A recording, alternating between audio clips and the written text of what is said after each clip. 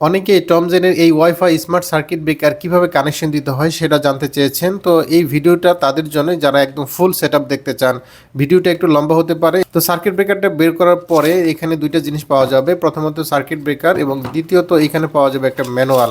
তো এই ম্যানুয়ালটা কিন্তু কাজে লাগে, ম্যানুয়াল থেকে দেখতে পারবেন এখানে কি কি ধরনের ফিচার আছে। আমরা আসলে মূলত সার্কিট ব্রেকারটা কিভাবে সেটিং করতে হয় সেটা আপনাদেরকে দেখাচ্ছি। তো সার্কিট ব্রেকারটা যখন হাতে নেবেন দেখবেন এখানে সোর্স এবং লোড মার্ক করা আছে, এখানে আউট লেখা আছে আর এখানে ইন লেখা আছে। ইন মানে হচ্ছে এদিক দিয়ে লাইনটা ঢুকবে, এদিক দিয়ে বের হবে। এবং এইখানে এল লেখা আছে, এল হচ্ছে ফেজ লাইন এবং এন হচ্ছে নিউট্রাল লাইন। এই ফেজ লাইন এদিক দিয়ে বের হবে আর নিউট্রাল লাইন এদিক দিয়ে বের হবে। একইভাবে সোর্সে কিন্তু এই যে এল লেখা আছে দেখতে পাচ্ছেন, এল এর যে কানেকশনটা আছে টার্মিনাল আছে, এখানে কিন্তু ফেজ কানেকশন ঢুকবে এবং এন যে কানেকশনটা আছে এটা হচ্ছে নিউট্রাল ঢুকবে। তার মানে সোর্স, লোড, ফেজ, নিউট্রাল সব কিছু কিন্তু মার্ক করা আছে। এটা কিন্তু ভুল করা যাবে না এবং এটা উল্টাপাল্টা লাগানো যাবে না, তাহলে কিন্তু সার্কিট ব্রেকার কাজ করবে ঠিকই কিন্তু অ্যাক্সিডেন্ট হতে পারে। কারণ নিউট্রাল কিন্তু সার্কিট ব্রেকার বন্ধ করে না, নিউট্রালটা ডাইরেক্ট করা আছে। মানে নিউট্রালের যে কানেকশনটা এই ভেতরে এটা কিন্তু ডাইরেক্ট করা আছে। সার্কিট ব্রেকার এই অংশটা বন্ধ করে না, নিউট্রালকে বন্ধ করে না, শুধুমাত্র ফেজ কানেকশনটা মানে এদিক দিয়ে যে লাইনটা বের হবে, এই যে এল আর এল, এই দিক দিয়ে লাইনটা যেটা বের হবে এই লাইনটাই কিন্তু সেই সার্কিট ব্রেকারটা বন্ধ করে। এই কারণে ফেজ নিউট্রাল মার্ক করে লাইনটা চালু করা খুবই জরুরি। তো আমরা আসলে কানেকশন দেওয়ার আগে লাল এবং কালো তারটা মার্ক করে এইভাবে কানেকশন দেব। তো প্রথমে আমি এখানে একটা দেখতে পাচ্ছেন বোর্ড আছে, তো এই বোর্ডের মধ্যে আমি এই সার্কিট ব্রেকার আউটপুটটা নিয়ে আপনাদেরকে দেখাচ্ছি। তো আমি ফেজ কানেকশনটা করে নিচ্ছি। ফেজ কানেকশন দিতে হবে এই যে লোড সাইডের এল অংশে। তো এইখানে আমি এল এর মধ্যে কানেকশন দিচ্ছি। তো এটা আপনারা একটু লুজ করে মানে এইখানে টার্মিনালটা একটু লুজ করে পরে ভালোভাবে লাগাবেন। কানেকশনটা ঠিকঠাক মতো হয়েছে কিনা সেটা কিন্তু ভালো করে চেক করতে হবে। তো আমি এটা এখন ফেজ কানেকশন যেটা এটা টাইট করে দিচ্ছি। এবার আমি নিউট্রাল কানেকশনটা লাগিয়ে নিচ্ছি।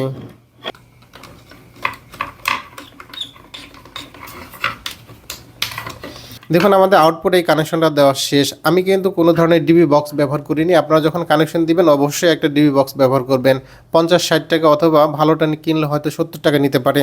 তো ডিবি বক্স ছাড়া কানেকশন দিলে কী হবে, এই যে এই অংশগুলো আছে এগুলো কিন্তু টাচ লাগলে এগুলো কিন্তু সমস্যা হবে।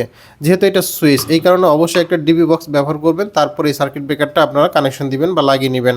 তো দেখতে পাচ্ছেন আমার কাছে আরেকটা সার্কিট ব্রেকার আছে। এই সার্কিট ব্রেকারটা কিন্তু ডিবি বক্সের সাথে কানেকশন দেওয়া আছে। ডিবি বক্সের সাথে কানেকশন দেওয়ার কারণে এখানে যে কানেকশন পয়েন্টটা আছে সেটা কিন্তু বাচ্চাদের থেকে সেফ থাকবে, আমাদের থেকে সেফ থাকবে। এই জন্য এরকম একটা ডিবি বক্স অবশ্যই ব্যবহার করবেন। আমাদের লোড সাইডে কানেকশন দেওয়া শেষ। এবার আমরা এই এক টুকরা তার দিয়ে সোর্স সাইডে কানেকশন দেবো। দেখুন এইখানে কিন্তু ফেজ নিউট্রাল মার্ক করা আছে, মানে লাল তার যেটা সেটাকে আমরা ফেজ কানেকশন দেবো এবং কালো তার যেটা এটাকে আমরা নিউট্রাল কানেকশন দেবো। আর এইখানে কানেকশনের জন্য যে টার্মিনালটা আছে এটা যেহেতু অনেক মোটা, এই জন্য আপনারা একটু ভালো মানের তার ব্যবহার করার চেষ্টা করবেন। মানে সার্কিট ব্রেকার যেহেতু 63 অ্যাম্পিয়ার পর্যন্ত লোড নিতে পারে, অবশ্যই এখানে একটু ভালো মানের তার ব্যবহার করতে হবে। তো এখানে আমি একটু ভাঁজ করে দিচ্ছি যাতে আমার এই কানেকশনটা লুজ না হয়।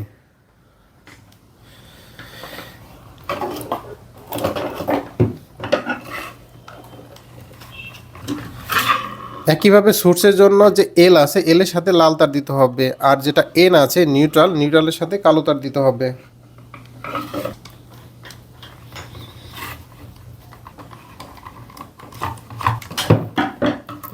আমার সার্কিট ব্রেকারের কানেকশন এবং আউটপুটের জন্য বোর্ডের যে কানেকশনটা এটা কমপ্লিট হয়েছে। সার্কিট ব্রেকারের সোর্স এবং লোড সাইড দুইটাই কিন্তু কানেকশন দিয়ে ফেলেছি।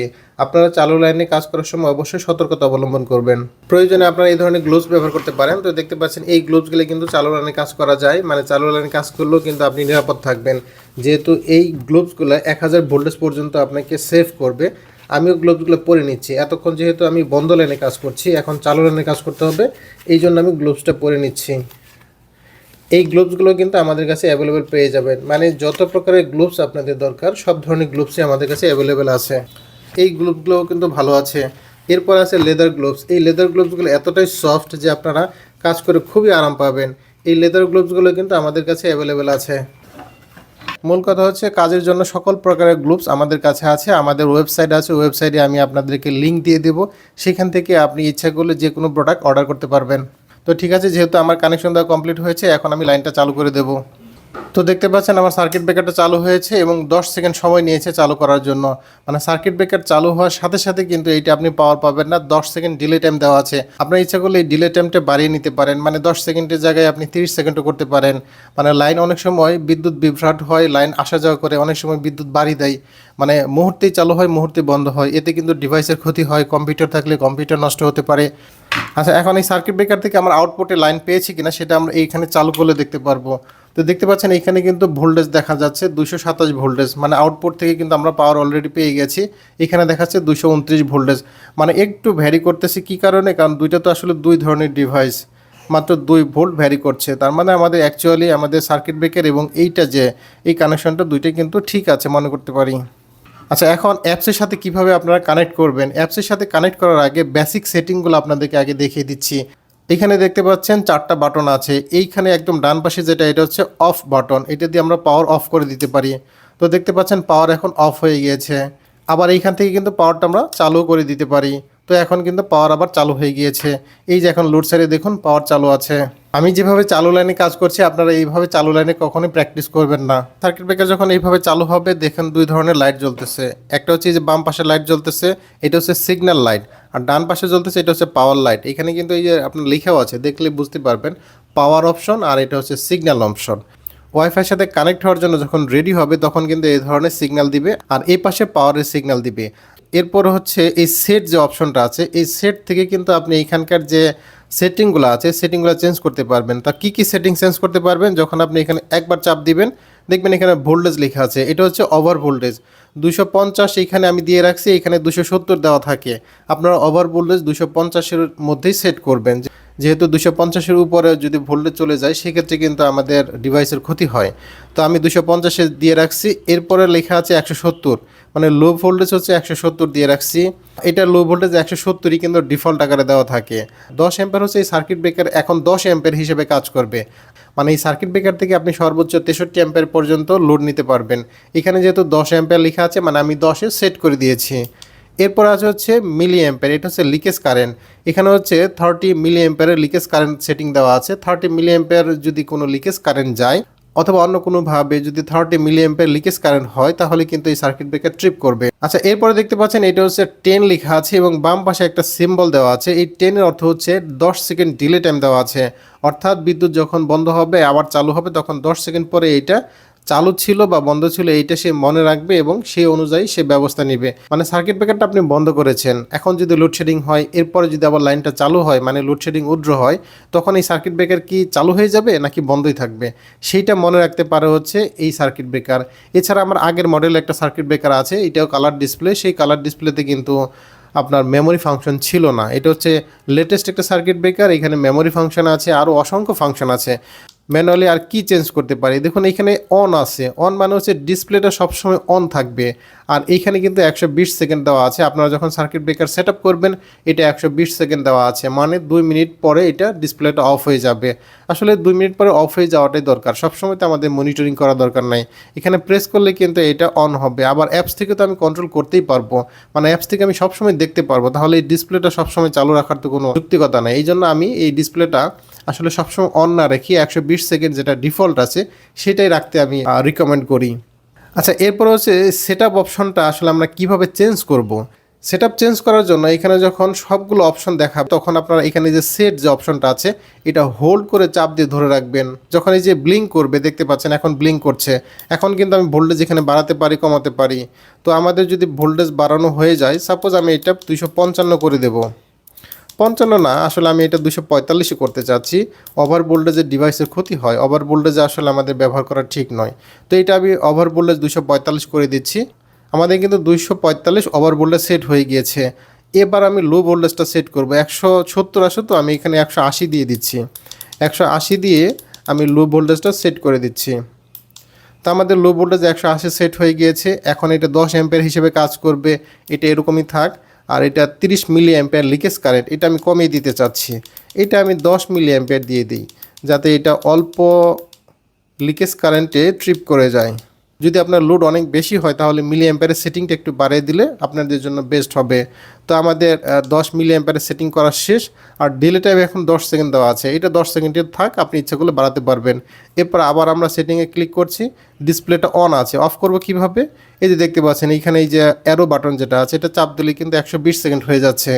আবার এই পাশে দিলে অন হবে, আমরা অনই রাখতে চাচ্ছি আপাতত। আমাদের ম্যানুয়ালি এই ব্রেকারের কাজটা আমরা শিখতে পারলাম। এখন আমরা এটা অ্যাপসের মাধ্যমে কন্ট্রোল করব। অ্যাপসের সাথে কিভাবে কানেক্ট করব সেটার জন্য প্রথমে আমাদেরকে অ্যাপসটা ইনস্টল করতে হবে। দেখতে পাচ্ছেন এখানে কিউআর কোড দেওয়া আছে এবং লেখাও আছে টয়া অ্যাপ। এই টয়া অ্যাপটা আমরা ইনস্টল করব। তো যাদের স্ক্যানার আছে তারা আপনারা স্ক্যান করে নিতে পারেন, আর স্ক্যানার ছাড়াও কিন্তু আপনারা এটা ওপেন করতে পারবেন। আর স্ক্যান যারা করতে চান না, জাস্ট আপনার প্লে স্টোরে যাবেন, প্লে স্টোরে গিয়ে এখানে জাস্ট আপনারা লিখবেন টয়া। টয়া লিখে সার্চ দিলে একদম উপরে প্রথম অপশনটা কিন্তু পাবেন টয়া স্মার্ট লাইফ। তো এখানে আমরা ইনস্টলে ক্লিক করছি। তো দেখুন আমার অ্যাপসটা ইনস্টল হয়ে গেছে। এখন আমরা জাস্ট ওপেনে ক্লিক করব। ওপেনে ক্লিক করার পরে এখানে অ্যাগ্রি টার্মস অ্যান্ড কন্ডিশন, এখানে আমরা অ্যাগ্রি করে দিচ্ছি। এরপরে লগ ইন করতে বলবে অথবা সাইন আপ করতে বলবে। যদি আপনি প্রথমবারের মতো ইউজ করেন তাহলে আপনাকে সাইন আপ করতে হবে। তো আমরা এখানে সাইন আপে ক্লিক করছি এবং এখানে ইমেল অ্যাড্রেস দিচ্ছি। তো ইমেল অ্যাড্রেস দেওয়ার পরে এখানে এই যে দেখেন বক্স আছে, বক্সের টিক মার্ক দিয়ে দিতে হবে। এখানে গেট ভেরিফিকেশন কোড এখানে ক্লিক করতে হবে। তো দেখতে পাচ্ছেন টয়া অ্যাপ থেকে ভেরিফিকেশন কোডটা চলে এসেছে 113918। এই 113918 ভেরিফিকেশন কোড দিলে কিন্তু আপনার অ্যাপসটা রান হয়ে যাবে। ভেরিফিকেশন কোড দিয়ে যখন অ্যাপসটা ওপেন করবেন তখন ঠিক এরকম ইন্টারফেস দেখাবে। এখানে কিন্তু অনেক অপশন আছে, আপনাকে জাস্ট মোবাইলের সাথে কিভাবে কানেক্ট করবেন সেটা দেখাচ্ছি। এখানে যে প্লাস আইকনটা আছে এই আইকনে ক্লিক করতে হবে। এই আইকনে ক্লিক করার পরে অ্যাড ডিভাইসে ক্লিক করতে হবে।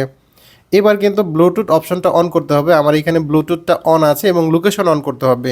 এই দুটো অন করার পরে কিন্তু এইখানে সার্চ রেজাল্টে আপনার এই ডিভাইসটা দেখাবে ইন্টেলিজেন্স সুইচ, মানে এই সার্কিট ব্রেকারটা কিন্তু এখন এখানে ইন্টেলিজেন্স সুইচ নামে আছে। তো এখানে আমরা ক্লিক করছি। ক্লিক করার পরে এখানে কিন্তু ওয়াইফাই নেম দেখাবে এবং পাসওয়ার্ড দেখাবে। আপনার ওয়াইফাই কোনটার সাথে আপনি কানেক্ট আছেন। আপনি যদি মোবাইলে ওয়াইফাই দিয়ে চালাতে চান, মানে মোবাইল দিয়ে যদি আপনি হটস্পট বানাতে চান সেটাও করতে পারেন। এখানে যেহেতু আমার রাউটার দিয়ে ওয়াইফাই করা আছে, আমি এই ওয়াইফাই এখানে ক্লিক করছি। এখানে আমার পাসওয়ার্ডটা দিতে হবে, মানে যে ওয়াইফাইয়ের সাথে আপনি কানেক্ট আছেন সেই ওয়াইফাই পাসওয়ার্ডটা এখানে দিতে হবে। তো আমি আমার পাসওয়ার্ডটা দিয়ে দিচ্ছি। ওয়াইফাই পাসওয়ার্ড দেওয়ার পরে এখানে নেক্সট করতে হবে। তো আমি নেক্সট করছি এবং এইখানে দেখতে পাচ্ছেন ইন্টেলিজেন্স সুইচ, এই সুইচটা কিন্তু অ্যাড হতে থাকবে, মানে একটু সময় নিতে পারে, একটু অপেক্ষা করবেন। আচ্ছা, এখন অ্যাপের সাথে এই ডিভাইসটা কানেক্ট করার জন্য একটু বিষয় খেয়াল করবেন, এইটা একটু ভালো করে খেয়াল করবেন। এইখানে যে লাল যে বাতিটা আছে এটা কিন্তু ব্লিঙ্ক করতে হবে। এটা যদি ব্লিঙ্ক না করে তাহলে কিন্তু কানেক্ট নিবে না। এটা যদি ব্লিঙ্ক না করে তাহলে রিসেট করতে পারবেন। এইখানে রিসেট অপশন আছে, এই যে আপনার পাওয়ার বাটনটা আছে, পাওয়ার বাটনের বাম পাশে যেটা, এটা হচ্ছে রিসেট অপশন। এটা আপনি হোল্ড করে চাপ দিয়ে ধরে রাখলে কিন্তু রিসেট হয়ে যাবে। তখন কিন্তু আপনি অ্যাপের সাথে কানেক্ট করতে পারবেন। অনেক সময় অ্যাপের সাথে কানেক্ট করতে গেলে কিন্তু আপনার আসতে পারে, ফেল্ড আসতে পারে বা একটু প্রবলেম হতে পারে, আপনি কানেক্ট করতে গিয়ে কানেক্ট করেন নাই, এরকম কিছু হতে পারে। সেক্ষেত্রে আপনি এই ডিভাইসটা রিসেট করে নেবেন।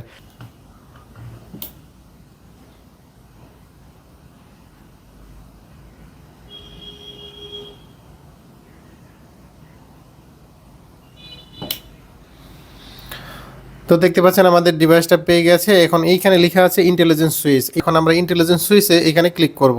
এরপরে কিন্তু এই ডিভাইসটা অ্যাড হতে থাকবে। তো দেখতে পাচ্ছেন আমাদের ডিভাইসটা অ্যাড হয়ে গেছে, ইন্টেলিজেন্স সুইচ অ্যাডেড সাকসেসফুলি, এবং এখানে ডান অপশনটা আছে, ডান অপশনে ডানে ক্লিক করে দিচ্ছি। আমার এই মোবাইল ফোনের সাথে আমাদের ডিভাইসটা কিন্তু এখন কানেক্ট হয়ে গেছে।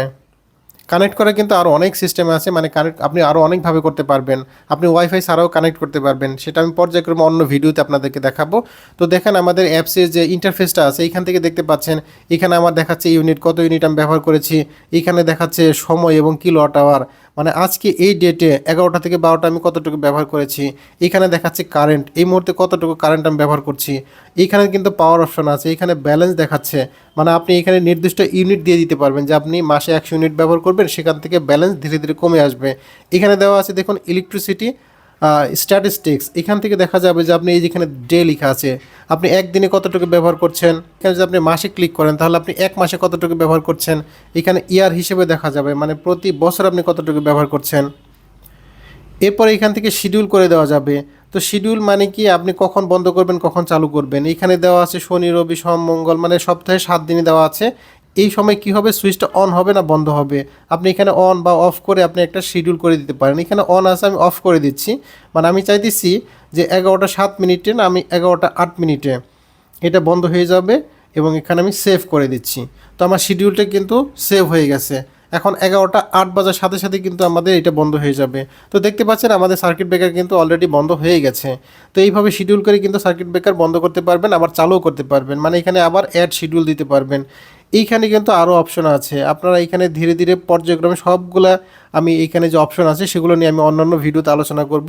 তো এইখানে আপনাদেরকে আরেকটা বেসিক সেটিং দেখিয়ে দিচ্ছি। এখন যদি আপনি এই সার্কিট ব্রেকার চালু করতে চান তাহলে এইখানে অন বাটনে ক্লিক করবেন, এই যে এটা হচ্ছে পাওয়ার বাটন। আবার আমরা অফ করে দিচ্ছি, অফ হয়ে গেছে। আবার চালু করতে চাই, চালু হয়ে গেছে। এরপরে সেটিংস আছে, এই সেটিংসটি কিন্তু খুবই গুরুত্বপূর্ণ। এখানে দেখুন ওভারলোড অ্যালার্ম দেওয়া আছে 13 কিলোওয়াট। 13 কিলোওয়াট পার হয়ে গেলে এটা কিন্তু আপনাকে অ্যালার্ম দেবে, বন্ধ হয়ে যাবে। লিকেজ অ্যালার্ম দেওয়া আছে 30 মিলি অ্যাম্পিয়ার। টেম্পারেচার সেট করা আছে। ওভার কারেন্ট দেওয়া আছে 10 অ্যাম্পিয়ার। আপনি এখান থেকে 10 অ্যাম্পিয়ারের জায়গায় আপনি এখানে 25 অ্যাম্পিয়ার বা 16 অ্যাম্পিয়ার করে দিতে পারবেন। আমি এখানে 16 অ্যাম্পিয়ার করে দিচ্ছি। এখন কিন্তু আমার সার্কিট ব্রেকার 16 অ্যাম্পিয়ার হিসেবে ব্যবহার হবে। এরপর দেওয়া আছে ওভার ভোল্টেজ, তারপরে আন্ডার ভোল্টেজ, মানে অসংখ্য সেটিংস আছে, সেগুলো আপনারা চেঞ্জ করতে পারবেন। এখানে এক্সপেন্স ম্যানেজার আছে, আপনি কতটুকু ব্যবহার করছেন আপনি ইউনিট হিসেব করে কিন্তু ব্যবহার করে দিতে পারবেন। বেসিক সেটিংসটা হচ্ছে এইভাবে। এখন আপনাদেরকে একটু আমি লোড দিয়ে দেখাচ্ছি। আমি যদি কোনো একটা লোড চালু করি তাহলে এখানে অ্যাম্পিয়ার কীভাবে শো করে, কীভাবে আপনি বুঝতে পারবেন যে আসলে কতটুকু লোড যাচ্ছে। আমি একটা ওয়াটার হিটার নিয়েছি, এই ওয়াটার হিটার আমি এখন এখান থেকে চালাবো। সার্কিট ব্রেকারটা এই পাশে থাকুক, আমি ওয়াটার হিটারটা চালু করে দিচ্ছি। তো আমার ওয়াটার হিটারটা চালু করে দিয়েছি, ওয়াটার হিটার চলতেছে। এখন এখান থেকে লোড দেখায় কিনা সেটা আমরা আগে দেখবো। এখন তো দেখতে পাচ্ছেন এখানে কিন্তু অ্যাম্পিয়ার দেখাচ্ছে, আমার দুইটাতেই দেখাচ্ছে, অ্যাপসও দেখাচ্ছে। আমি অ্যাপস থেকে আপনাদেরকে আগে দেখাই। অ্যাপস থেকে দেখতে পাচ্ছেন এখানে 6.190 অ্যাম্পিয়ার দেখাচ্ছে। এবার আপনাদেরকে সার্কিট ব্রেকার থেকে দেখায়, এই সার্কিট ব্রেকারে কীভাবে দেখাচ্ছে। দেখুন এই সার্কিট ব্রেকারে কিন্তু এখন 227 ভোল্টেজ আছে, 6.1 অ্যাম্পিয়ার খরচ হচ্ছে।